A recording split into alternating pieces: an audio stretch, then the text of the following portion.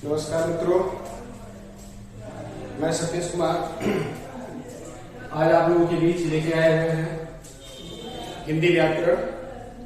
चलिए हम लोग पढ़ते हैं और समझने की कोशिश करते हैं वास्तव में व्याकरण होता क्या है। मोस्टली एक वीडियो में ये सारी चीजें हो नहीं सकती हैं, लेकिन जितना मुमकिन है, जितना हो सकता है उतना हम लोग करने की कोशिश करेंगे। हम चर्चा में ले रहे हैं पहला टॉपिक वर्णमाला।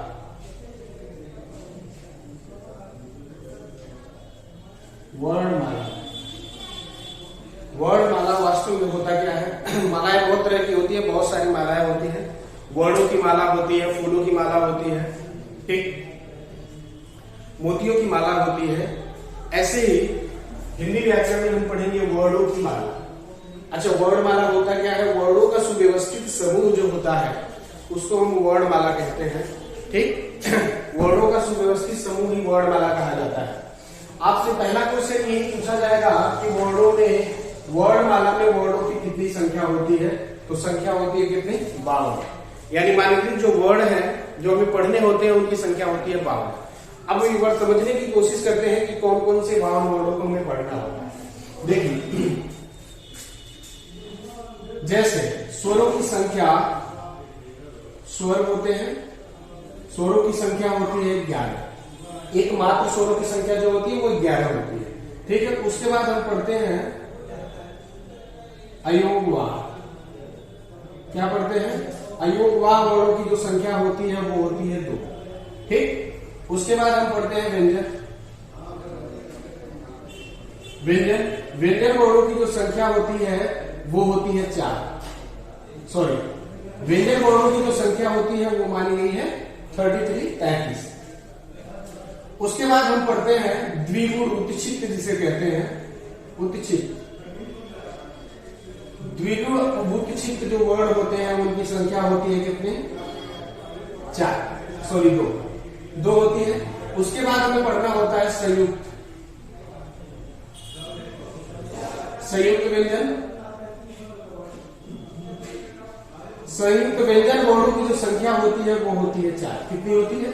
4। एक बार काउंट करते हैं कि कितनी होंगी। देखिए, 1, 3, 6, 8 4 हो गए 12 टोटल का 2 बचा कितना? 1, 3, 1 4, 1 हो गया 5। यानी हमें पूरे वर्णमाला में इन 52 वर्णों को पढ़ना होता है। इन 52 वर्णों के अलावा और कौन कौन से वर्ण आते हैं एक बार उन्हें भी हम चर्चा में लेंगे। चलिए तो शुरू करते हैं वर्णमाला। पहला क्वेश्चन कि वर्णमाला में वर्णों की संख्या कितनी? अच्छा, वर्णों को सुव्यवस्थित समूह, वर्णों का जो सुव्यवस्थित समूह होता है उसी को हम क्या कहते हैं? वर्णमाला, ठीक है। सुव्यवस्थित सुसंगठित समूह को वर्णमाला कहते हैं। वर्णमाला का दूसरा क्वेश्चन यहां से हो जाएगा, वर्णमाला के भेद कितने होते हैं, प्रकार कितने होते हैं? तो वर्णमाला के कितने प्रकार होते हैं? 2 होते हैं। पहले को हम कहते हैं क्या? स्वर, और दूसरे को कहते हैं क्या? व्यंजन। पहला होता है स्वर और दूसरा होता है व्यंजन। एक बार मैं ये लिखा रहा हूं, उसके बाद अगर फिर से हम देखेंगे इन वर्णों को, ठीक, समझने की कोशिश करिएगा। जैसे स्वर में दूसरी, अब यहाँ पहला ही क्वेश्चन हो जाता है कि बचपन में पढ़ाए गए स्वरों की संख्या तो बताए गए थे 13। कितने बताए गए थे? 13। अच्छा, संस्कृत वाला स्वर, अब हम हिंदी वर्णमाला, हिंदी व्याकरण पढ़ रहे हैं, तो हिंदी व्याकरण में स्वर को कहा जाता है स्वर, और यही संस्कृत वाला व्याकरण पढ़ेंगे तो इसको जानते हैं अक्ष के नाम से। किसके नाम से जानते हैं? अक्ष के नाम से। और व्यंजन को कहते हैं हल। फिर क्या कहते हैं? हल कहते हैं। व्यंजन को हल के नाम से जाना जाता है, ठीक। अच्छा, हिंदी वाले व्याकरण में, हिंदी वाले वर्णमाला में स्वरों की संख्या एकमात्र होती है कितनी? 11। और व्यंजनों की संख्या होती है कितनी? 33। अच्छा, कैसे 39 होती है? ये सारी चीजें एक बार वर्णमाला पढ़ेंगे, उसके बाद हम देखते चलेंगे कि किस आधार पे 11 होते हैं स्वर, किस आधार पे 13 होते हैं, किस आधार पे व्यंजन 33 होता है, 39 होता है, ठीक है। ये सारी संख्या मैं एक बार काउंट करके बताऊंगा आपको। चलिए, एक पर्याय शब्द मैं स्वर के साथ जोड़ रहा हूं। हमने कहा कि स्वर क्या है? स्वतंत्र। और व्यंजन के साथ हमने जोड़ दिया अस्वतंत्र। अस्वतंत्र समझिएगा, स्वर के साथ स्वतंत्र लिखने का मतलब क्या, 1947 वाली स्वतंत्रता नहीं, ऐसी बात नहीं। हम वर्ड वाला जब पढ़ेंगे उसके बाद इन्हीं वर्डों का उच्चारण स्थान देखना होता है। क्या देखना होता है? उच्चारण स्थान। उच्चारण, मुख्य उच्चारण स्थानों की संख्या होती है 5। कितनी होती है? 5 उच्चारण स्थानों की संख्या 5 होती है। देखिए कौन कौन। एक होता है कंठ, एक क्या होता है? कंठ होता है। दूसरा होता है तालु, क्या होता है? तालु। तीसरा जो होता है वो होता है मुर्गा, मुर्गा होता है। चौथा जो होता है कंठ, तालु, मुर्गा। चौथा होता है दंत, दंत होता है। उसके बाद क्या होता है? ओष्ठ, ओष्ठ होता है। ये 5 उच्चारण स्थान होते हैं। कंठ को जब हम उच्चारण स्थान लेते हैं तो कंठ का हो जाता है कंठ, यानी यह प्रत्यय उच्चारण स्थानों में हम जोड़ के बोलते हैं। कंठ है, तालव्य, मूर्धन्य, दंत है, ओष्ठ है। ठीक, ये उच्चारण स्थान 5 होते हैं। अब समझिएगा स्वर के साथ हमने स्वतंत्र क्यों लिखा, कि स्वरों की संख्या हमने बताया 11 होती है। ये 11 वर्ड यानी स्वर जो 11 वर्ड होते हैं, स्वतंत्र लिखने का मात्र इतना तात्पर्य है कि इन 11 का उच्चारण करते समय, यानी स्वरों का उच्चारण करते समय प्राणवायु जो होती है, हम कुछ भी बोलते हैं तो उसमें हवा यानी प्राणवायु का बड़ा महत्व होता है। सबसे ज्यादा महत्व प्राणवायु यानी हवा ही होती है। तो स्वर को उच्चारित करते समय प्राणवायु जो हवा निकलती है हमारे मुख से, कंठ, तालु, मूर्धा, दंत, ओष्ठ, इन उच्चारण स्थानों को कहीं अस्पर्श ना हो, यानी जो प्राणवायु निकलती है वो स्वतंत्र रूप से बाहर निकल जाए। इन उच्चारण स्थानों में कहीं स्पर्श ना हो, उसे हम स्वर कहते हैं। इसलिए हम कहते हैं स्वर की जो अस्तित्व होता है वो स्वतंत्र होता है। व्यंजन क्या होते हैं? व्यंजन जो होते हैं कंठ, तालु, मूर्धा, दंत, ओष्ठ। व्यंजन को उच्चारण करते समय प्राणवायु जो होती है या तो कंठ, या तो तालु, मूर्धा, दंत, ओष्ठ में से किसी न किसी एक भाग को स्पर्श करके बाहर आती है, इसलिए अस्वतंत्र कहा जाता है। अच्छा, दूसरी भाषा में कैसे कह सकते हैं? स्वतंत्र वे स्वर वे होते हैं, स्वर वे होते हैं जिनको उच्चारण करते समय प्राणवायु जो होती है स्वतंत्र रूप से बाहर निकल जाए, यानी अन्य किसी वर्णों की सहायता ना लेनी पड़े। व्यंजन क्या होते हैं? व्यंजन वे वर्ड होते हैं जो स्वरों की सहायता से बोले जाते हैं या अन्य वर्णों की सहायता से बोले जाते हैं। एक बात, जैसे व्यंजन में हमने एक वर्ड लिखा क, ठीक, हमने कहा व्यंजन वे होते हैं जो स्वरों की सहायता से बोले जाते हैं या अन्य किसी वर्ड की सहायता से बोले जाते हैं। अर्थात क का हम विच्छेद करेंगे तो मिलेगा क्या? क धन अ। ठीक, अब हमने दिखा कि इस क में क्या छुपा हुआ है? अस्वर छिपा हुआ है। अर्थात अब ये हो गया स्वर रहित क। क्या हो गया? स्वर रहित क। अर्थात अब इस क का उच्चारण किसी भी हाल में इस क का उच्चारण नहीं कर सकते। ठीक, यानी स्वर रहित क को हम कभी उच्चारित नहीं कर सकते। क, एक बार बोल के देखिए क। ठीक है, इसलिए कहते हैं जो व्यंजन होते हैं वो किसकी सहायता से बोले जाते हैं? स्वरों की सहायता से बोले जाते हैं या अन्य किसी वर्णों की सहायता से बोले जाते हैं। और स्वतंत्र क्यों हमने कहा? क्योंकि स्वतंत्र ये थे, ये यानी जो उच्चारण स्थान थे इनको उच्चारण करते समय प्राणवायु कहीं स्पर्श नहीं होती है, स्वतंत्र रूप से बाहर निकल जाती है। व्यंजन क्या होते हैं? इनको उच्चारित करते समय प्राणवायु जो होती है या तो कंठ, तालु, मूर्धा, दंत, ओष्ठ में कहीं न कहीं मुख के किसी न किसी अवयव को स्पर्श करके बाहर आती है, उसे हम व्यंजन कहते हैं। ठीक है, इतनी बात समझ में आई। अब आगे बढ़ते हैं। चलिए, अब हम लेते हैं, एक ही बात पढ़ा नहीं सकते। अब आते हैं स्वर। मैं कुछ चीजें आपको देना चाहता हूं, मोटे पे देखने की कोशिश करिएगा। एक बार चर्चा में हम लेते हैं स्वर को। अभी व्यंजन को वर्ग पे छोड़ते हैं। चलिए देखिए, व्यंजनों की संख्या हमने बता दिया है 33। ठीक, अब आते हैं एक बार इन 11 स्वरों को हम लिखते हैं। देखिए कैसे। अ, आ, लघु ई, दीर्घ ई, लघु उ, दीर्घ उ, उसके बाद आता है री, ए, ओ, और होता है क्या? औ। लेकिन अब देखिए 1 2 3 4 5 6 7 8 9 10 11। हम जानते हैं एकमात्र स्वरों की संख्या कितनी होती है? 11 होती है। कभी कभी 10 भी बताया जाता है। क्यों बताया जाता है? कि मात्रा के आधार पर जब स्वरों की संख्या पूछी जाएगी तो मात्रा के आधार पर स्वरों की संख्या होती है 10। क्यों? क्योंकि अ की मात्रा हम नहीं लिखते हैं। मात्रा के आधार पर देखिए, ये आ की मात्रा हो गई, छोटी ई की मात्रा हो गई, ये दीर्घ ई की मात्रा हो गई, छोटे ऊ का मात्रा, ये दीर्घ ऊ का मात्रा, ये री की मात्रा, ए की मात्रा, ए की मात्रा, ओ की मात्रा, औ की मात्रा। मात्रा के आधार पर जब स्वरों की संख्या पूछता है तो होता है कितना? मात्रा के आधार पर स्वर 10 होते हैं। ठीक, समझ गए आप? चलिए अब हम समझने की कोशिश करते हैं। मैं एक बार चर्चा में लेता हूं री को। अच्छा, पहले ये देखेंगे हम, ये तो 11 हो गए, लेकिन बचपन में दो और वर्डों को बताया गया। कौन कौन सा? एक को बताया गया, हमने पढ़ा अम, और दूसरे को हमने कहा क्या? आहा पढ़ाया जाता था, आहा बताया जाता था। लेकिन इन दोनों वर्डों को हम कहते हैं अयोग्यवाद। क्या कहते हैं? अयोग्य नहीं होता है। योग्य का मतलब होता है काबिल होना, काबिल होना। ये योग का मतलब होता है जोड़, जुड़ाव। अयोग वाह, अयोग वाह क्यों कहते हैं? अच्छा, दोनों को एक परिवार में यानी एक साथ अगर जो संबोधन किया जाता है तो दोनों को कहते हैं अयोग वाह। क्या कहते हैं? अयोग वाह। पर्सनली जब अंग की बात होगी इनको कहते हैं अनुस्वार। क्या कहते हैं? अनुस्वार। इनको कहते हैं विसर्ग।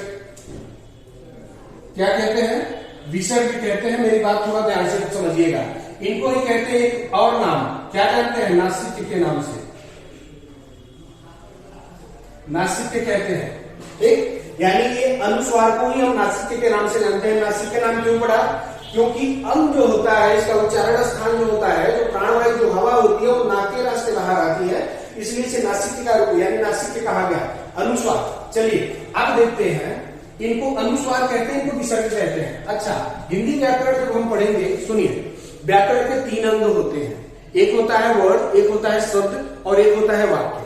यानी व्याकरण के अगर जो पूछ ले कि व्याकरण के कितने भेद होते हैं, तो व्याकरण के 3 भेद होते हैं, वर्ण विचार, शब्द विचार, वाक्य विचार। वर्णों का सार्थक योग ही वाक्य शब्द कहलाता है और शब्दों का सार्थक योग वाक्य कहलाता है। आपसे पूछ ले कि अर्थ के आधार पर सबसे छोटी इकाई क्या होगी, तो अर्थ के आधार पर सबसे छोटी इकाई होती है शब्द। क्यों होता है शब्द? जैसे हमने कहा, ध्यान दीजिएगा, व्याकरण जो होता है, व्याकरण जो होता है इसके 3 अंग होते हैं। पहला होता है वर्ड। क्या होता है? वर्ड। दूसरा होता है शब्द और तीसरा होता है वाक्य। ध्यान दीजिएगा, मेरी बातों को थोड़ा ध्यान गौर से समझिएगा। व्याकरण के मात्र 3 ही अंग होते हैं, वर्ण, शब्द और वाक्य। वर्णों का सार्थक योग कहलाता है शब्द और शब्दों का सार्थक योग कहलाता है वाक्य। जैसे वर्णों का हमने सार्थक योग किया, जैसे क हो गया, अ हो गया, म हो गया, अ हो गया। अब हम ये वर्णों का सार्थक योग करवाएंगे तो अगर क में जुड़ेगा तो क का रूप को पूरा मिलेगा, पूरा हो जाएगा। ये अ म में जुड़ेगा तो म का रूप पूरा हो गया, निकल के आया क्या? कम। शब्द वही होता है। हमने जैसे परिभाषा अगर हमने कहनी हो शब्द की, तो वर्णों का सार्थक योग ही शब्द कहलाता है। ठीक है, बहुत अच्छी बात। लेकिन शब्द होता क्या है? शब्द वही होते हैं, शब्द की कैटेगरी में वही आते हैं जिनका कुछ न कुछ अर्थ होता है। जिनका अर्थ नहीं होता है वो शब्द नहीं कहे जाते हैं। जैसे हमने वर्णों का सार्थक योग करवाया और एक शब्द निकल के आया कम। कम का अर्थ लेते हैं किसके? थोड़ा या थोड़े के पर्याय में थोड़ा, या कहते हैं अल्प। क्या कहते हैं? अल्प कहते हैं, ऐसा कह सकते हैं। ठीक, ऐसे शब्दों का सार्थक योग जो होगा वाक्य कहलाता है। अब समझिएगा, कुछ क्वेश्चन यहां से बन जाते हैं। जैसे कहेगा अर्थ के आधार पर सबसे छोटी इकाई बताइए, व्याकरण व भाषा। अच्छा, भाषा व व्याकरण जब भी दिख रहा है तो हमें समझना चाहिए व्याकरण भाषा एक ही है। एक ही क्यों है? व्याकरण वही होता है, सॉरी, भाषा वही होती है। भाषा उसी को कहा जाता है जिसकी खुद की एक लिपि हो, खुद का एक व्याकरण हो। जैसे हमारी भोजपुरी हो गई, भोजपुरी की की एक भाषा की कैटेगरी हम क्यों नहीं लेते हैं? क्योंकि ऐसा नहीं है कि रचनाएं नहीं हुई, रचनाएं बहुत सारी हैं ब्रज भाषा में, बहुत सारी चीजें ब्रज भाषा पाली वगैरह जो था सारी में रचनाएं बहुत सारी हैं, लेकिन भाषा की कैटेगरी नहीं है। क्यों? क्योंकि उसकी खुद की एक व्याकरण और लिपि नहीं था। हिंदी हमारा जो है वो एक भाषा है, उसकी खुद की एक लिपि और खुद का एक व्याकरण है। समझने की कोशिश करिएगा। कहेगा अर्थ के आधार पर भाषा और व्याकरण की सबसे छोटी इकाई बताइए। तो वर्ड में हमें पढ़ना होता है वर्ड के रिलेटेड, जैसा अ हो गया, कुछ वर्ड हम लिख दे रहे जैसे क हो गया, म हो गया, कुछ भी, यानी वर्डों का कोई अर्थ नहीं होता। अर्थ होता है किसका? शब्दों का। कहेगा अर्थ के आधार पर व्याकरण के कितने अंग? तो अर्थ के आधार पर एक मिनट,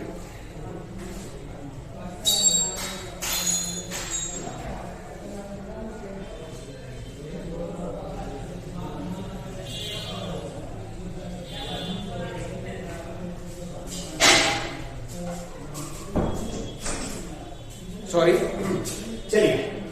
कहेगा कि अर्थ के आधार पर व्याकरण के कितने अंग होते हैं? तो अर्थ के आधार पर 2 होते हैं। शब्दों का अर्थ होता है और वाक्यों का अर्थ होता है, वर्डों का कोई अर्थ नहीं होता। कहते अर्थ के आधार पर भाषा और व्याकरण की सबसे छोटी इकाई बताइए। तो अर्थ के आधार पर सबसे छोटी इकाई होती है शब्द, और व्याकरण का सबसे बड़ा अंग जो होता है वो होता है वाक्य। व्याकरण का सबसे छोटा अंग होता है वर्ड। अर्थ के आधार पर सबसे छोटी इकाई जो होती है वो होती है वर्ड। ठीक, अर्थ के आधार पर भाषा और व्याकरण की सबसे छोटी मौखिक इकाई जो होती है वो होती है ध्वनि, यानी मौखिक इकाई जो होती है वो होती है ध्वनि। समझिए, भाषा की सबसे छोटी इकाई, भाषा की सबसे छोटी मौखिक इकाई जो ध्वनि होती है, इसी के लिखित रूप को हम क्या कहते हैं? वर्ड कहते हैं। क्या कहते हैं? वर्ड कहते हैं। थोड़ा डिस्टर्बेंस हो रही है, बाहर थोड़ा रिपेयरिंग काम चल रहा है, तो आवाज मैं क्षमा चाहता हूं। ठीक है, कंटिन्यू करें आगे। चलिए अब आते हैं। अब हमने बताया कि व्याकरण के 3 अंग होते हैं, अर्थ के आधार पर 2 और बिना अर्थ के आधार पर व्याकरण के 1 अंग, जिसको हम वर्ड कहते हैं। समझिएगा, कोई भी भाषा में व्याकरण हम भाषा से शुरू करते हैं पढ़ना और खत्म होती है कहां? कोई भी व्याकरण हम पढ़ेंगे तो व्याकरण के पहले हमें भाषा पढ़नी होती है और खत्म होता है कहां जाके? वाक्य शुद्धि पे। समझिएगा, हमने कहा इन दोनों वर्डों को हम अयोगवाह के नाम से जानते हैं। अयोगवाह क्यों कहते हैं? अयोगवाह का अगर हम क्या करें? शाब्दिक विच्छेद। जरा एक बार देखिए, अयोगवाह वर्डों का हम क्या कर रहे हैं? शाब्दिक विच्छेद अगर जो कर रहे हैं, शाब्दिक विच्छेद। शाब्दिक विच्छेद जो होता है वो होता है, देखिए ध्यान से, अ धन योग धनवा, अधन योग अधन योग अधन योग धनवाह होता है। क्या होता है? वाह होता है। अब समझिएगा, यही एक चीज है अ उपसर्ग। अभी आगे चल के हम पढ़ेंगे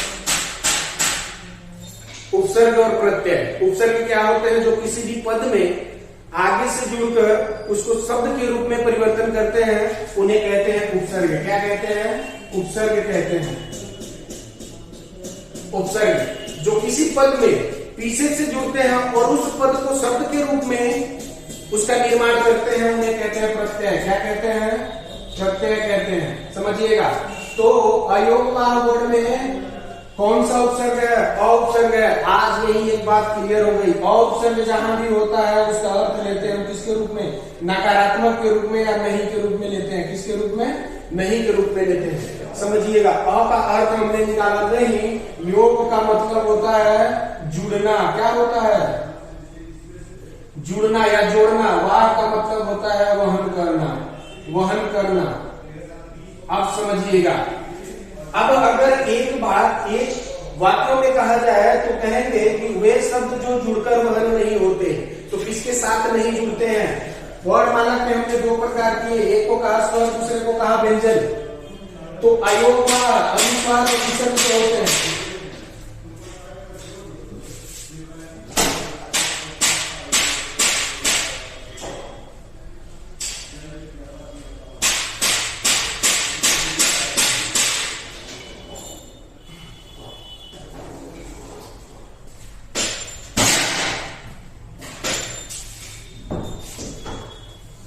सॉरी, थोड़ा डिस्टर्बेंस है, मैं माफी चाहता हूं। ठीक है, आइए देखते हैं। आयुर्वाद क्यों कहते हैं वे वर्ण जो जुड़कर वर्ण नहीं होते, भाई किसके साथ नहीं जुड़ते, यानी अनुस्वार जो विसर्ग होता है वो कभी व्यंजन के साथ नहीं जुड़ता। जब भी जुड़ेगा किसके साथ जुड़ेगा, स्वर के साथ। तो आप कहेंगे कि सर व्यंजन में य वर्ण लगा हुआ है और ये के साथ तो वो अनुस्वार जुड़ा हुआ है। अच्छा, व्याकरण पढ़ते समय विच्छेद के रूप में हम 3 चीजें पढ़ते हैं। एक होता है वर्ण विच्छेद, एक होता है शब्द विच्छेद और एक होता है संधि विच्छेद। समझिए, व्यंजन का जब आप वर्ण विच्छेद करेंगे तो होगा व धन य धन अ, क्या हो जाएगा, अ हो जाएगा, धन ज होगा और धन अ हो जाएगा और धन न होगा और अ हो जाएगा। क्या हो जाएगा, अ हो जाएगा। अब समझने की कोशिश करिएगा, जब हम अनुस्वार को लिखते हैं तो अ बना के उसके ऊपर हम बिंदी लगा देते हैं, ये रूप हो गया।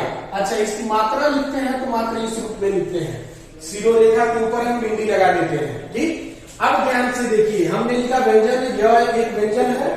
ठीक, हमने कहा कि अयोगवाह अनुस्वार और विसर्ग जो है वो कभी व्यंजन के साथ नहीं जुड़ते। अब देखिए, अनुस्वार की जो बिंदी है कहाँ गई, ठीक, इसलिए कहते हैं अयोगवाह दोनों वर्ण जो होते हैं अनुस्वार विसर्ग कभी व्यंजन के साथ। अच्छा, विसर्ग जो संधि होती है, ये विसर्ग वाला जो वर्ण है अभी संधि में जाके एक प्रकार बना लेगा। हिंदी व्याकरण में संधि के 3 भेद होते हैं, स्वर संधि, व्यंजन संधि और विसर्ग संधि। ठीक है, वर्णमाला का बहुत महत्व होता है। पूरी हिंदी व्याकरण जो है एक दूसरे से कोरिलेटेड है, यानी एक दूसरे से उलझी हुई है। आप हिंदी व्याकरण में वर्णमाला पढ़ेंगे, वर्णमाला का ज्ञान आपको नहीं है तो आप संधि नहीं समझ सकते, ये 100% सत्य है। वर्णमाला का ज्ञान होगा तभी आपको संधि समझ में आएगी। समास जो होता है, बहुत सारे लोग शब्द में उसे पढ़ा देते हैं, लेकिन समास एक संयोग का पद होता है। समास को हम किसके वेद में ले जाते हैं, अभी वर्णमाला के व्याकरण के 3 वेद किए। समास जो होता है वाक्य का भेद होता है, ठीक है, वो संयोग का पद होता है, उपसर्ग प्रत्यय संयोग का पद होता है। वो कैसे होता है ये आगे देखेंगे हम लोग, समझने की कोशिश करिए। समझ गए, अयोगवाह 2 वर्ण होते हैं। अब आगे बढ़ते हैं, हम जरा इनको देखते हैं। चलिए,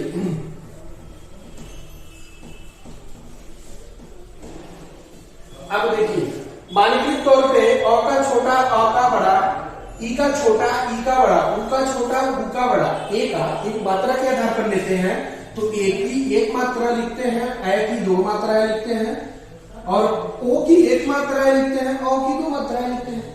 समझने की कोशिश करिएगा।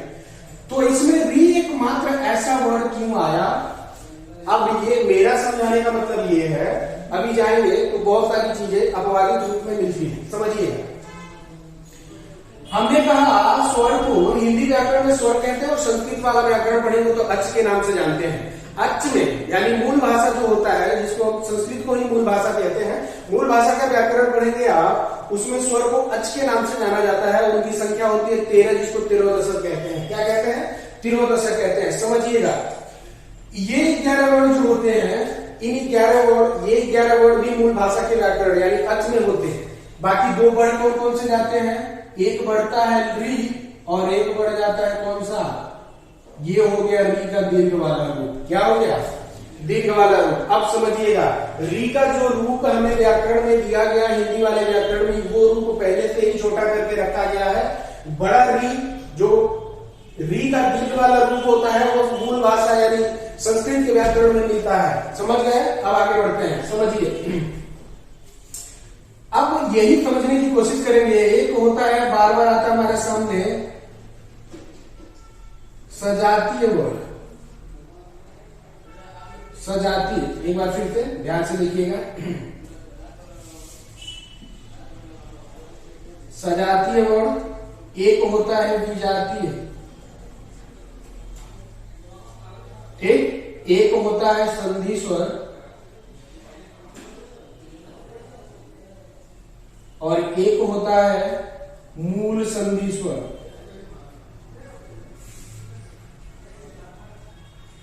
मूल संधि स्वर। एक होता है संयुक्त स्वर। अब मेरी बात थोड़ा ध्यान से समझने की कोशिश करिएगा।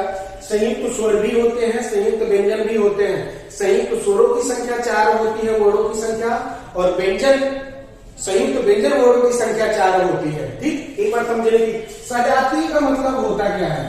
सजातीय का मतलब होता है समान जाति वाले वर्ण। समान जाति वाले वर्ण जब आपस में मिल करते हैं तो उनको सजातीय कहते हैं। जैसे अ और आ, ये आपस में किसी भी तरह से मेल करेंगे तो ये मेल होगा सजातीय।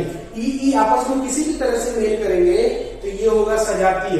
उ और उ आपस में किसी भी तरह से मेल करेंगे तो वो होता है सजातीय वर्ण। ठीक, विजातीय क्या है, जैसे हम अ और आ के साथ अ और ई जोड़ दें, ठीक, अ और ए जोड़ दें, ये हो जाए विजातीय मेल हो जाते हैं, इनको कहते हैं विजातीय। अगर हम करते हैं अ और आ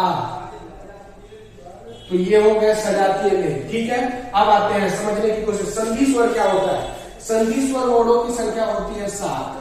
संधि स्वर, संधि का मतलब होता है मेल मिलाप, यानी जो मेल करके बने हो उन वर्णों की संख्या कितनी होती है, 7 होती है। देखिएगा 1 2 3 और ये 4। ठीक, इन चारों वर्णों का भी एक बार समझने की कोशिश करिएगा। ये बाहरी चीजें हैं। अभी स्वर के प्रकार होते हैं, मात्रा उच्चारण के आधार पर जाएंगे तो स्वर के 3 प्रकार होंगे, लघु, दीर्घ और प्लुत।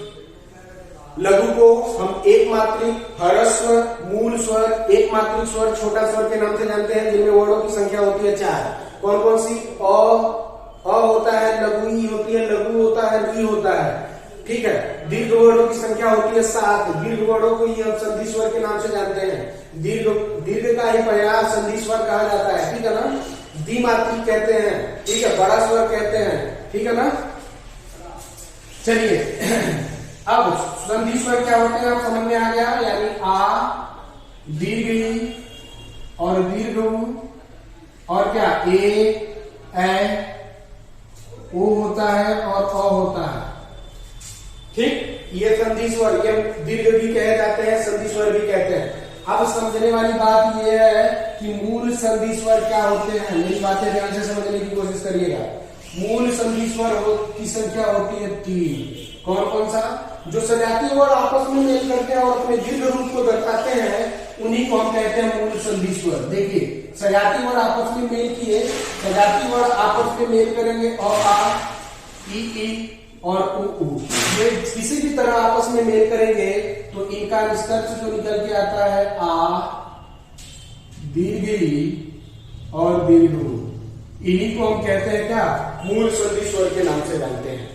संयुक्त का मतलब होता है मिश्रित वाला रूप, यानी जिनका अस्तित्व जो होता है स्वतंत्र ना हो, वो भिन्न भिन्न अलग अलग वर्ण के मेल से जिनका निर्माण होता है उन्हें संयुक्त कहते हैं। जैसे देखिए ए का निर्माण कहा जाता है या माना जाता है और क्या, ई के मेल से क्या बनता है, ए बनता है।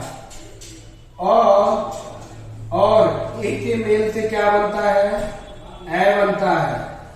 और उ के मेल से, चलिए यहां लिख दे रहे हैं, ध्यान दीजिए। और उ के मेल से क्या बनेगा, ओ बनेगा। क्या बनेगा, ओ बनता है। और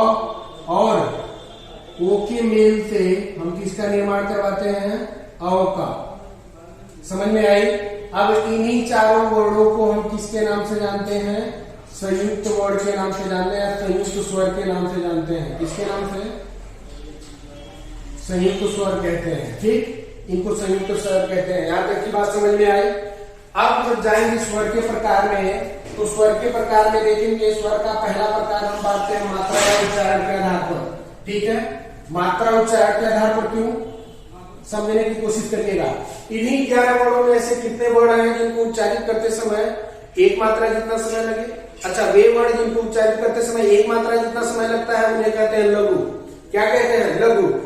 इन्हीं 11 स्वर में ऐसे वर्ण होते हैं जिनको उच्चारित करते में 2 मात्रा जितना समय लगता है, ठीक, उन्हें कहते हैं दीर्घ। इन्हीं वर्णों में ऐसे होते हैं जिनको उच्चारित करते समय 3 मात्राओं जितना भी समय लगता है उन्हें कहते हैं प्लुत। ठीक है, लघु की संख्या होती है 4 और दीर्घ की संख्या होती है 7 और प्लुत वाले वर्णों की संख्या होती है 8। उसके बाद हम जाते हैं जीवा के आधार पर। एक ही वीडियो में मुक्ति नहीं है, यहाँ काम हो रहा है, मैं क्षमा चाहता हूँ, तो मैं थोड़ा जल्दी कर रहा हूँ। ठीक है, जीवा के आधार पर तीन स्वरों को तीन प्रकार से बांटते हैं, अग्र स्वर, मध्य स्वर और पश्च स्वर। ठीक, अग्र मध्य स्वर में एकमात्र अ आता है, पश्च वाले में आ जाएगा, उ आ जाएगा, बड़ा उ यानी दिल वाला ओ होगा, अ होगा। ठीक, और पश्च वाले यानी अग्र वाला जो होता है ये पश्च के हो गए। अब उसके बाद हम बांटते हैं ओष्ठाकृति के आधार पर। एक होता है विवृत वृत्तमुखी, दूसरा होता है अवृत्तमुखी, वृत्ताकार या अवृत्ताकार कहते हैं। तालु की स्थिति के आधार पर स्वर के चार प्रकार होंगे, समृद्ध, अर्धसमृद्ध, विव्रत और अवृद्ध। समृद्ध का मतलब होता है बंद वाली स्थिति, विव्रत का मतलब होता है खुली वाली स्थिति।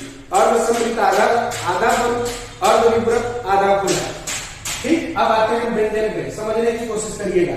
व्यंजन एक बार मैं लिखता हूं, देखिए व्यंजन होते क्या है, जैसे क।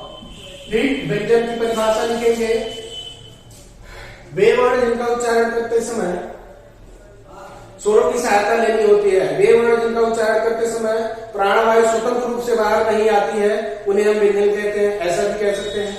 या वे वर्ण जिनका उच्चारण करते समय प्राणवायु जो होती है मुख के किसी न किसी अवयव को, किसी न किसी भाग को स्पर्श करके जब बाहर आएगी तो उसे हम व्यंजन कहते हैं। इनकी संख्या होती है 33। कितनी होती है?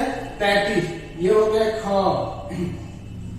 ग, और हो गया घ, उसके बाद लास्ट होता है क्या? अंग। उसके बाद क, च, ट, त, प, प हो गया च, ये हो जाएगा छ, ज, ये होता है झ। ठीक है, अब इस पे थोड़ा गौर करिएगा। पहले झ का यानी झ का पहले वाला रूप जो था, पहले झ को हम इस प्रकार से पढ़ते थे, अब ये अमानक वर्ण हो गए हैं। जैसे पहले ल का रूप इस रूप में बन के आता था, ल हम इस रूप में पढ़ते थे, ये अमानक वर्ण कहे जाते हैं। ठीक है, चलिए झ का एकमात्र रूप अमानक ये हो गया च, छ, ज, उसके बाद आता है क्या? इयो। ठीक, क, च, ट, ठ, क्या होता है? ठ, ये होता है ड, ढ, और क्या होता है? ड़, क्या होता है? ड़। अब उसके बाद आ जाता है क, च, ट, उसके बाद होता है तो, सॉरी तो, ये हो गया थ, तो थ, उसके बाद द, ध और न, क्या हो गया? न। उसके बाद प, च, ट, त, प, प हो गया फ, ब, भ, म। ठीक, उसके बाद होता है य, र, ल और होता है व।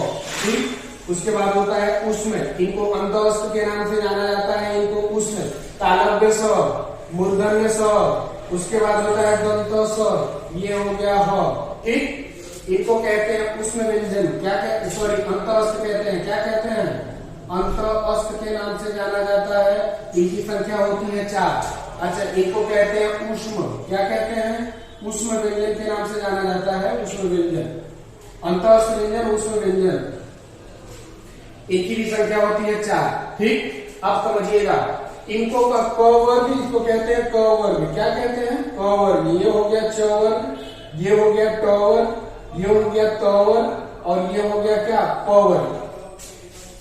इनको वर्गीय व्यंजन या इन 25 वर्णों को, इनकी संख्या कितनी होती है? 25 होती है। इन 25 वर्णों को हम एक नाम से जानते हैं, इनको कहते हैं अस्पर्शी। क्या कहते हैं? अस्पर्शी। या इन्हीं का नाम होता है वर्गीय। क्या नाम होता है? वर्गीय व्यंजन के नाम से जाने जाते हैं। इनकी संख्या होती है 25, क से लेकर म तक। कहां तक होते हैं? क से लेकर म तक। इनको पंचमा के नाम से जाना जाता है, इनको कहते हैं पंचमा। क्या कहते हैं? पंचमा अक्षर के नाम से जानते हैं, पंचमा। ठीक, पंचमा अक्षर या इन्हीं को कहते हैं क्या? नासिक भी कहते हैं। नासिक क्यों? क्योंकि इनका भी उच्चारण स्थान जो होता है अनुस्वार के जैसा होता है। जैसे अनुस्वार का उच्चारण हम करते हैं, वैसे ही इनका भी उच्चारण, इसलिए इनको नासिक भी कहा जाता है। क्या होगा? उच्चारण स्थान क्या होगा? नासिक हो जाएगा। ठीक, अब आते हैं, अब इन दोनों वर्णों को ध्यान से समझिएगा। इन्हीं दोनों वर्णों के जैसे एक और हम मिलते हैं, जिनको हम कहते हैं अढ़, इनको कहते हैं अढ़। क्या कहते हैं? अढ़ और अढ़। इन दोनों का नाम जो होता है, इनको कहते हैं द्विगुण। क्या कहते हैं? द्विगुण। इन्हीं को कहते हैं उत्क्षिप्त। क्या कहते हैं? उत्क्षिप्त, इन्हीं को कहते हैं फेंका हुआ। क्या कहते हैं? फेंका हुआ। अब समझिएगा, ये दोनों वर्ड जो संस्कृत वर्ड है, ठीक है, जरूरत के आधार पर ये हमारे व्याकरण में रखे गए। ठीक, यही दो वर्ड ऐसे हैं जिन जैसे कोई भी शब्द इन, यानी वो शब्द के शुरुआती वर्ड, आज तक ऐसा कोई शब्द नहीं बना जो जिस शब्द में इन दोनों वर्डों को शुरू में रखा गया हो, यानी प्रारंभ में इन दोनों का अस्तित्व होता हो। ऐसे यानी अड़ और अढ़ किसी भी शब्द के पहले नहीं आते। ठीक, इनको द्विगुण उत्क्षिप्त फेंका हुआ ताड़न जात के नाम से जानते हैं। एक नाम और होता है इसका, क्या?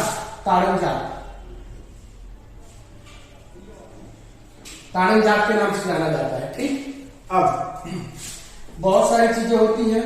ठीक, अभी मूल स्पर्शी होता है, मूल संघर्षी, संघर्ष, सारी चीजें होते हैं, व्यंजन के प्रकार होते हैं। अब समझिएगा थोड़ा सा,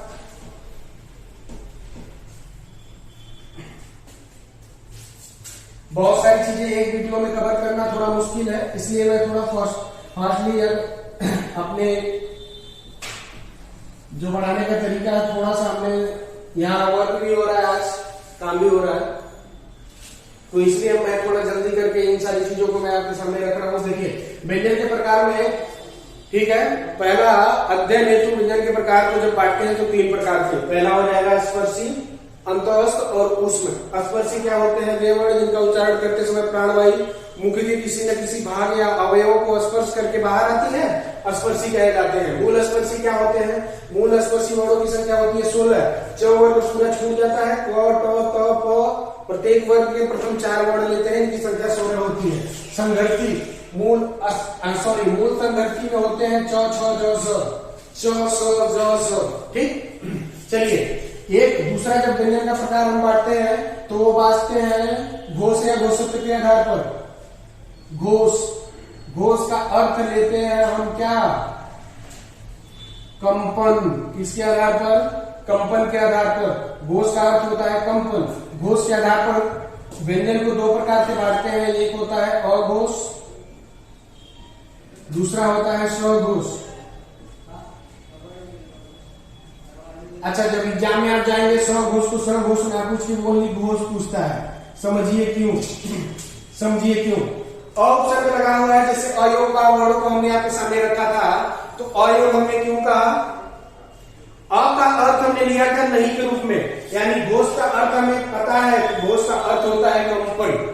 अब यहाँ अ लगा हुआ है, यानी वे वर्ड जिनको उच्चारण करते समय कंपन वाली स्थिति ना हो। स्वघोष का मतलब स्व का अर्थ, स्व उपसर्ग अगर किसी पद में जुड़ा हुआ है और उसे शब्द का रूप दिया हुआ है, तो इस स्व को हम सार्थक में लेते हैं, सही में लेते हैं। जैसे जो सघोष यानी कंपन के साथ हो, जो कंपन के साथ नहीं हो, इसलिए इसको घोष कहता है। घोष का अर्थ होता है कंपन, कंपन के साथ हो या कहेंगे कंपन। ठीक है, तो अघोष वर्ड होते हैं प्रत्येक वर्ग का पहला और दूसरा वर्ड जो होता है उसे हम अघोष लेते हैं, और इसके साथ साथ तीनों स्व, तालव्य, मूर्धन्य और होता है दंत्य स्व। ठीक, स्वघोष क्या होते हैं? प्रत्येक वर्ग का। देखिए, वर्गीय व्यंजन की संख्या हमने बताई कितनी? 25। इसको लेंगे पहला, दूसरा, तीसरा, ये चौथा था, हमने मिला दिया 5वां। ठीक, देखिए, प्रत्येक वर्ग का पहला और दूसरा वर्ण जो होता है अघोष होता है, जिसमें कंपन नहीं होती। ठीक, स्वघोष क्या होते हैं? प्रत्येक वर्ग का तीसरा, चौथा, 5वां, इनमें कंपन होता है। प्रत्येक वर्ग का तीसरा, चौथा, ठीक, और 5वां वर्ग। ठीक, इसके साथ साथ अब हमने अघोष में छोड़ दिया था, और क्या हो जाएंगे? अंतःस्थ जो वर्ण होते हैं, अंतःस्थ जिन्हें कहते हैं य, र, ल और क्या? व। और हमने उसमें का एक वर्ड छोड़ा हुआ है ह, और कामता प्रसाद जो व्याकरण, वर्तमान व्याकरणाचार्य के नाम, वर्तमान व्याकरणाचार्य जो व्याकरण हम करते हैं वो वर्तमान व्याकरणाचार्य कामता प्रसाद गुरु को माना जाता है। कामता प्रसाद गुरु के द्वारा सभी स्वर भी क्या होते हैं? घोष होते हैं। सभी स्वर क्या होते हैं? घोष होते हैं, यानी सभी स्वर। इनकी संख्या कितनी? 11। अच्छा, अघोष की संख्या पूछा हुआ है, अघोष की संख्या होती है कितनी? 13। और ट घोष वर्णों की संख्या होती है 31। कितनी होती है? 31। अब आगे बढ़ा जाए। अब उसके बाद हम व्यंजन को बांटते हैं प्राण या प्राणत्व के आधार पर। प्राण या प्राणत्व के आधार पर देखिए, प्राण या प्राणत्व के आधार पर जब हम बांटेंगे तो दो प्रकार में बांटेंगे। एक होता है अल्प प्राण, अल्प प्राण, दूसरा होता है महाप्राण। अल्प का मतलब होता है थोड़ा कम, अभी हम किए हैं, ठीक है। महा का मतलब होता है ज्यादा। प्राण का मतलब होता है वायु। क्या होता है? वायु, यानी हवा जो होती है, ठीक। वायु व हवा जो लेते हैं प्राण।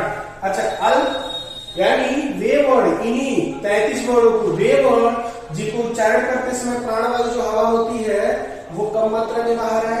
ऐसे इन 33 में ऐसे कितने वर्ड होते हैं जिनको उच्चारण करते समय प्राणवायु ज्यादा मात्रा में बाहर आती है? देखिए, प्रत्येक वर्ग का पहला, तीसरा, चौथा क्या होता है? अल्प प्राण, और इसके साथ य, र यानी अंतस्थ, ल और हो जाते हैं वो य, र, ल, व, ठीक। कामता प्रसाद गुरु के द्वारा सभी स्वर भी क्या होते हैं? सभी स्वर भी होते हैं अल्प प्राण। यानी प्रत्येक वर्ग का पहला, तीसरा और पांचवा हो जाएंगे अल्प प्राण, दूसरा और चौथा हो जाता है महाप्राण। और इसके साथ साथ उसमें व्यंजन तालव्य स्व, मूर्धन्य स्व, और ये हो गया दंत स्व, उसके बाद आता है ह वर्ग, ठीक। ये भी क्या हो जाएंगे? महाप्राण हो जाते हैं सभी स्वर। अल्प प्राण की संख्या कितनी होगी? अल्प प्राण वर्णों की संख्या होती है 30 और महाप्राण वर्णों की संख्या होती है कितनी? 14। कितनी होती है? 14। देखिए, प्रत्येक वर्ग का पहला, तीसरा और चौथा, इनमें 15 वर्ड हो गए। 15 4 19 और 11 30 होते हैं महाप्राण। प्रत्येक वर्ग का दूसरा और चौथा 10 ये हो गए, 4 ये 14 होते हैं, ठीक। अब आगे बढ़ा जाए। बहुत सारी चीजें हैं बताने के लिए। चलिए, अर्ध स्वर जो होता है,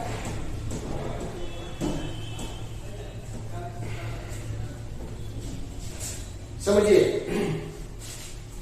य और व को अर्ध स्वर कहते हैं। क्या कहते हैं? अर्ध स्वर के नाम से जानते हैं। र को कहते हैं लुंठित। क्या कहते हैं? लुंठित, या इसी को कहते हैं क्या? प्रकंपित, या ऐसे कर सकते हैं प्रकंपित, ठीक। लो को कहते हैं क्या? पार्श्विक। क्या कहते हैं? पार्श्विक कहते हैं। क्या कहते हैं? पार्श्विक कहते हैं, ठीक। अब आगे आ जाइए। अब थोड़ी चीजें देखिएगा, एक बार मैं निकाल रहा हूं, ध्यान से देखिएगा।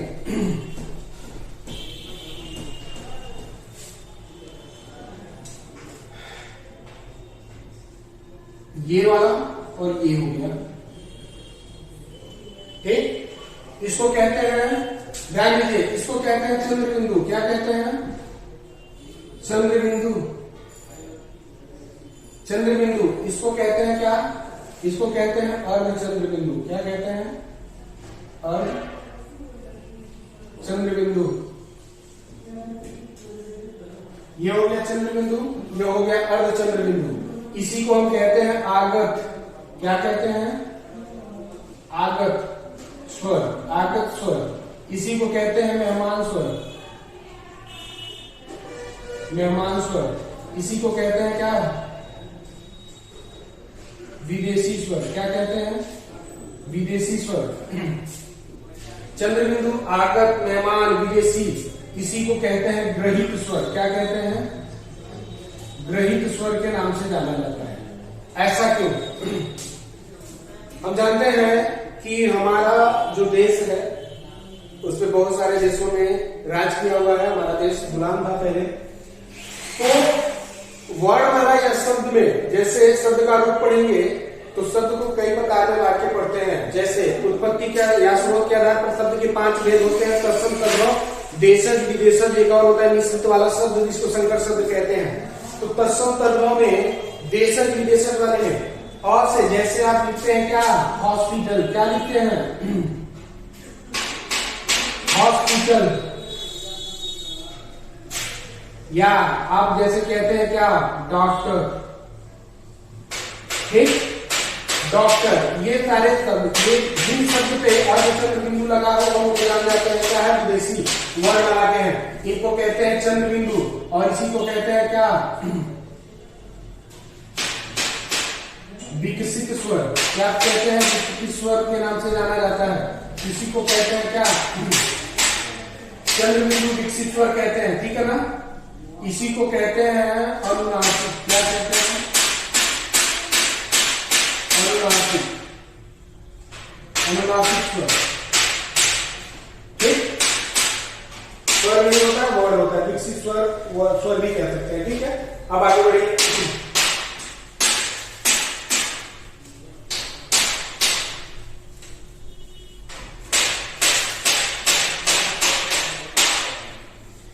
अब समझिएगा, र को, र जो होता है, र के 4 रूप माने जाते हैं। कितने रूप माने जाते हैं, 4 रूप माने जाते हैं। अच्छा, र को हम कहते हैं रेप वर्ड। क्या कहते हैं, रेप वर्ड कहते हैं। र को रेप वर्ड कहते हैं, क्यों, ये हमने बना दी खड़ी पाई, ये हमने कर दिया शिरोरेखा।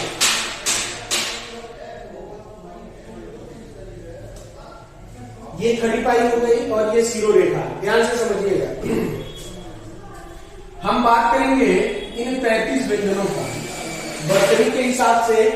और जैसे कुछ लोग पूछते हैं या कहा जाता है, एग्जाम में पूछा जाता है, ये र का रूप, र के 4 रूप बताए जाते हैं।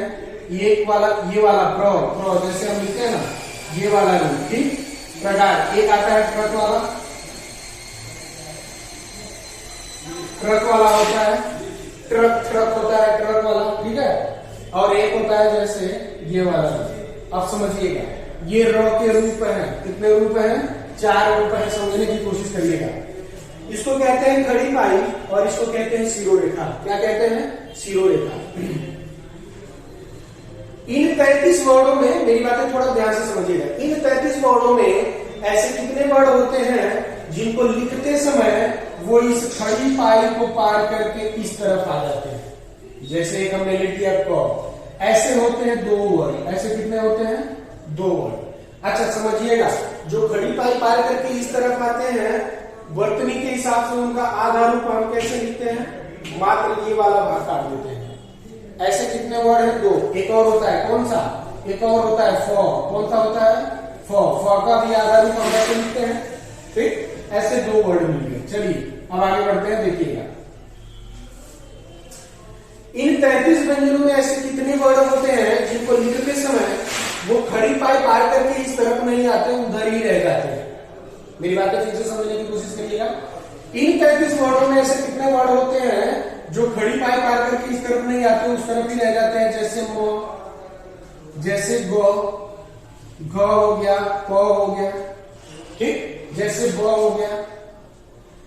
अब समझिएगा, इन 33 वर्डों में जो खड़ी पाई पार करके इस तरफ नहीं आते, इसी तरफ रह जाते हैं, ऐसे वर्डों की संख्या होती है 22। कितनी होती है, 22 होती है। अब इन 22 जो खड़ी पाई पार करके इस तरफ नहीं जाते, उधर ही रह जाते हैं, इन 22 वर्डों को जब आधा रूप लिखते हैं तो मात्र क्या हटा देते हैं, खड़ी पाई हटा देते हैं। क्या हटा देते हैं, खड़ी पाई हटा देते हैं, ठीक है। जैसे आप लिखेंगे रबर, ठीक है, अब मैं, ठीक है। अब जैसे गौ का रूप, ये आप समझ सकते हैं, ठीक। ये आधा रूप जो खड़ी पाई पार करके इस तरफ नहीं आते, इनका आधा रूप इस तरह से लिखते हैं। अब आगे बढ़ते हैं। इन 33 वर्डों में ऐसे कितने वर्ड होते हैं जिनको लिखते समय आकृति जो होती है, समझिएगा, खड़ी पाई जो होता है वो आधा हो जाता है। जैसे खड़ी पाई आधा हो जाता है और उनको लिखते समय आकृति गोल बन जाती है। जैसे ढ, और क्या, ड, और क्या, ट, और क्या होता है, ठ। क्या होता है, ठ। एक और होता है क का 5वां अंगा, और क्या होता है, छ भी होता है, और क्या होता है, ह होता है, ठीक। और क्या बच रहा है, एक और होता है द। क्या होता है, द। 1 2 3 4 5 6 7 8, यानी ऐसे वर्ड, इन 33 में ऐसे वर्ड जिनको लिखते समय आकृति गोल बनती है। कैसी बनती है? लास्ट में गोल बनती है। ठीक है, ऐसे वर्डों की संख्या में मिली कितनी? 8। यानी जिनको लिखते समय आकृति यानी खड़ी पाई जो होती है उसका रूप आधा हो जाता है और उनकी आकृति गोल अवस्था धारण कर लेती है, ऐसे वर्ड 8 होते हैं। कितने वर्ड होते हैं? 8 वर्ड। अब वर्तनी के हिसाब से जब इन वर्डों को आधा रूप लिखना होता है तो मात्र हम क्या लगा देते हैं? हलंत लगा देते हैं। क्या लगा देते हैं? हलंत लगा देते हैं। ठीक, आप समझने की कोशिश करिएगा। 22 और 2 24, 24 और 8 जोड़ेंगे, हम ऐड करेंगे तो इनकी संख्या हो गई 32। कितनी हो गई? 32। और एक मात्र बच कौन गया? रॉ बच गया। कहता है, प्रश्न आपसे पूछता है कि रॉ जो है ये स्वर रहित है या स्वर सहित है? स्वर रहित का मतलब ये हुआ कि जिसमें स्वर ना हो। स्वर सहित का मतलब जो स्वर के साथ हो। यानी ये वाला वर्ड जो होता है, रॉ का ये वाला रूप जो होता है वो स्वर सहित होता है, अर्थात उसमें स्वर होता है। प्र यानी ये वाला रूप, जैसे आप लिखते हैं क्रेन। क्या लिखते हैं? क्रेन। जैसे आप लिखते हैं क्या? प्रश्न, प्रकार लिखते हैं ना, प्रश्न लिखते हैं, प्रकार लिखते हैं। अब ये वाले प्र में समझिएगा, ऐसे इन व्यंजन 33 व्यंजन में ऐसे कितने वर्ड मिले थे जो खड़ी पाई करके इस तरफ नहीं आए थे? 22 वर्ड। अब ये 22 वर्डों पे और इन 2 वर्डों पे र का जब भी रूप लगाएंगे तो र का रूप कौन सा लगता है? ये वाला रूप लगता है। समझिएगा, जैसे आप लिखे ना प्रकार, क्या लिखे आप? प्रकार। जैसे आप लिखे हैं क्या? क्रेन लिखे हैं। क्या लिखे हैं? क्रेन। अब समझने की कोशिश करिए। इस प्रकार में प वाला वर्ड जो है और इसमें रॉ का रूप है। किसका रूप है? लॉ का रूप है। हमें पता है जो खड़ी पाई पार करके इस तरफ नहीं आ रहे थे उनका आधा रूप हम कैसे लिखते हैं? मात्र खड़ी पाई मिटा देते हैं। अब इस वर्ड पे अगर जो रॉ का रूप लगाना होगा तो हम लगाते हैं इस प्रकार। ठीक, यानी इसके कहने का मतलब यह है इसमें प का रूप, सॉरी रॉ का रूप पूरा है और प का रूप क्या है? आधा है। यानी इस वर्ड में प आधे रूप में है और रॉ का जो मान है वो रॉ है जो पूरे रूप में है। किस रूप में है? पूरे रूप में है। वही क्रेन में प आधा है और रॉ क्या है? पूरा है। ठीक, समझिए। अब आते हैं गोल वर्ड। गोल वर्डों के बाद जैसे हमने ट्रक लिखा, ट्रक। अब हमें पता है कि जो गोल वर्ड होते हैं उनका आधा रूप हम इस तरह से लिखते हैं। इनका जो गोल वर्ड होते हैं इनका आधा रूप एक मात्र इस तरह से लिखते हैं। अगर इन पे रॉ वाला रूप यानी रॉ का रूप लगाना होता है तो मात्र क्या बढ़ा देते हैं? ये बढ़ा देते हैं, बढ़ गया। यानी हमें ये पता चला कि इस ट्रक वाले में ट का जो रूप है वो आधा है, ट आधा है और रॉ का रूप क्या है? पूरा है। ठीक है, एकमात्र रॉ को आधे रूप में लिखते हैं तो रॉ का रूप होता है ये वाला। जैसे हम करते हैं ना पर्व, क्या करते हैं? पर्व। जैसे करते हैं पूर्व, क्या करते हैं? पूर्व। ठीक, इतनी बातें उम्मीद करते हैं कि हमारी कई भी बात आप लोगों को समझ में आई होगी। हालांकि बाधाएं बहुत सारी आई हैं वॉइस में। ठीक, थोड़ा यहाँ काम चल रहा था इसलिए थोड़ी बाधाएं आई हैं। अभी वर्णमाला में बहुत सारी चीजें हैं, बहुत सारी चीजें पढ़ानी होती हैं। क्यों? क्योंकि वर्णमाला यानी वर्डों का ज्ञान जब हमें नहीं रहेगा, वर्डों का ज्ञान ही नहीं रहेगा। अभी हम संधि जाएंगे तो संधि में हमें पढ़नी होती है। संधियां होती क्या है? शब्द संरचना। जैसे हमने कहा कि अर्थ के आधार पर सबसे छोटी इकाई होती है शब्द, तो शब्द संरचना का कुछ तो नियम होगा। शब्द संरचना पूछेगा आपसे कि शब्द संरचना की इकाइयां कितनी होती हैं? इकाई बताइए। शब्द संरचना की इकाइयां कितनी होती हैं? तो 4 होती हैं। कितनी होती हैं? 4। यानी शब्द बनाने के बाद व्याकरण में 4 नियम बताए गए हैं। एक होता है संधि। क्या होता है? संधि। दूसरा होता है हम समास के योग से। किसके योग से? समास के योग से। तीसरा होता है उपसर्ग। क्या होता है? उपसर्ग के योग से। चौथा होता है प्रत्यय के योग से। प्रत्यय के योग से, ठीक। यानी शब्द संरचना की मात्र 4 इकाइयां होती है, संधि, समास, उपसर्ग, प्रत्यय। इस दुनिया में जितने असंख्य शब्द हैं उन इन्हीं 4 नियमों के अंतर्गत वो आ जाएंगे कहीं ना कहीं से, ठीक। शब्द संरचना की इकाइयां होती है 3। अब हम जब संधि पढ़ते हैं, हमने कहा वर्णमाला को पढ़ना बहुत इंपॉर्टेंट।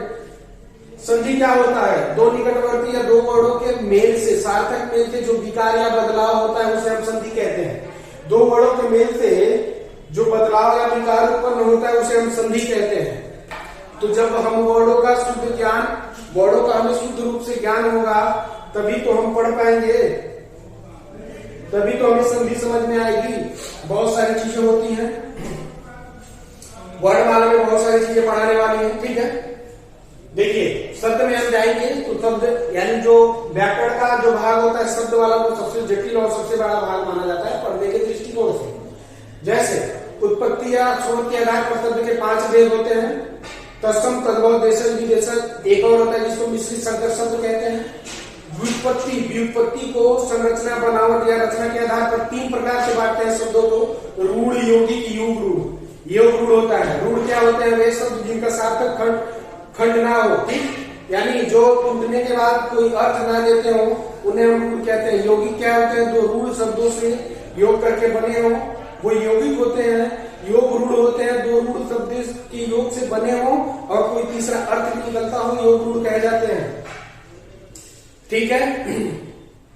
अब आते हैं अर्थ के आधार पर शब्द के 2 भेद होते हैं। एक होता है सार्थक, एक होता है निरर्थक। सार्थक जो होता है, सार्थक में हम पढ़ते हैं पर्यायवाची विलोम, एकार्थक, अनेकार्थक, युग्म शब्द। निरर्थक होते हैं। उसके बाद आते हैं विकार के आधार पर। विकार के आधार पर शब्द के 2 भेद, एक होते हैं विकारी, एक होते हैं अविकारी। अविकारी को अव्यय के नाम से जानते हैं, ठीक। अच्छा, विकारी होते क्या है? जो लिंग, वचन, काल, कारक के आधार पर जिनमें परिवर्तन होता है, बदलाव होता है, वो विकारी कहे जाते हैं। जो लिंग, वचन, काल, कारक के आधार पर ना बदले जाए, जिसमें परिवर्तन ना हो, वो अविकारी कहे जाते हैं। विकारी के 4 भेद होते हैं, संज्ञा, सर्वनाम, विशेषण और क्रिया। अविकारी के 4 भेद, क्रिया, विशेषण, संबंध बोधक, समुच्चय बोधक, विस्मय आदि बोधक, ठीक। बहुत सारी चीजें हैं पढ़ने के।